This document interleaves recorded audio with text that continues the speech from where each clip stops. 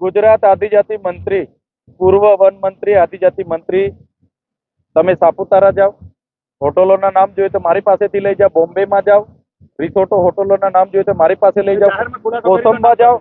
કોસંબા જાઓ, ત્યાં જ્વેલર્સના નામ જોઈએ તો મારી પાસેથી લઈ જાઓ. કરોડો રૂપિયાના આસામી બનીને આજે બેઠા છે ને અમારા બાળકોના આજે આંગણવાડી નથી બની.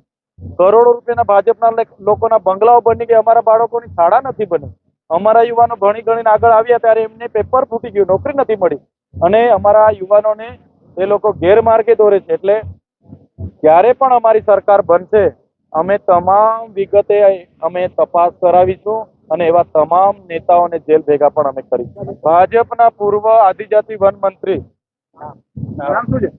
તો જેણે અહીંયા આવીને ભાષણ કર્યું છે ચૈતર વસાવાનું, આવનારા દિવસોમાં જેણે આદિવાસીના ખોટા પ્રમાણપત્ર ખોટા લોકોને આપ્યા છે, આવનારા દિવસોમાં કોસંબા હોય, સુરત હોય, જેટલા જ્વેલર્સમાં એમની ભાગીદારી છે, જેટલા સાપુતારામાં એમના રિસોર્ટ અને હોટલો મોટલો છે, બોમ્બેમાં, દીવ દમણમાં હોટલો મોટલો છે, 27માં અમારી સરકાર બને છે એવા બધા જ નેતાઓની ઇન્કવાયરી અમે કરાવીશું.